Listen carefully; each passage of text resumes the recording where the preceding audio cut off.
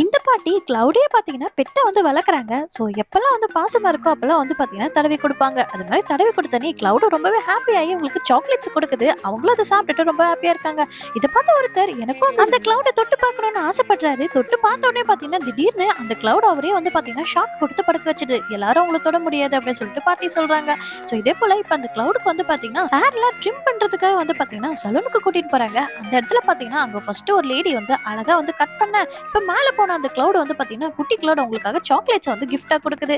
இப்பதான் அந்த பாட்டி சொல்றாங்க அவனுக்கு ரொம்ப பிடிச்சிருச்சுன்னா கிஃப்ட் கொடுப்பான் அப்படின்னு.